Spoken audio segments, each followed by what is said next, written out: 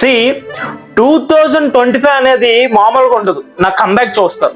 అవును, ఎన్ని ఇయర్స్ ఎందుకు ఆగానంటే ఏం పేకలకు కాదు. అవును అవును, ఒక ప్లానింగ్, ఒక స్ట్రాటజీ వేసుకున్నా కెరియర్ లో ఎలా గ్రో అవ్వాలి అని. అవును, రేపు నుంచి ఇంకా జిమ్ కి 1 year ఫీ కట్టి రోజు వెళ్ళి బాడీ పెంచడమే. అవును, ఇంకా ఫోకస్ అంతా సక్సెస్ అవ్వడం పైనరా. ఇంకా స్ట్రాంగ్ గా డిసైడ్ అయిపోయా. అవును, ఎన్ని ఇయర్స్ ఎందుకు కుదరలేదంటే అది మన చేతుల్లో లేదు. మన ప్రయత్నం మనం చేసాం. అవును, ఇప్పుడు 2024 చూసుకుంటే మరి స్టార్టింగ్ లో గుంటూరు గారు వచ్చింది బాబు మూవీ. మళ్ళీ బాబు 4 సంవత్సరాల వరకు చూడలేమని 4-5 సార్లు వెళ్ళాం ఆ సినిమాకి. తర్వాత హనుమాను, తర్వాత మళ్ళీ ఐపీఎల్ వచ్చింది.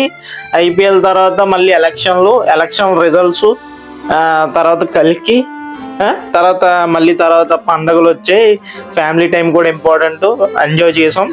తర్వాత కొన్ని రోజులు జ్వరం, హెల్త్ ప్రాబ్లమ్స్, తర్వాత దేవర, తర్వాత కొద్దిగా చూసుకుంటే పుష్ప వచ్చింది. అవును, ఇంకా ఇయర్ లో చాలా చిన్న సినిమాలు వచ్చాయి, దానికి కూడా మనం సపోర్ట్ ఇచ్చాం. అవును అవును, సో అలాగే అయిపోయింది.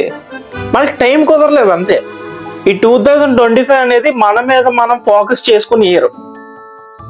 అది చెప్తున్నా, 2025 ఫోకస్ అంతా కెరీర్ పైనే.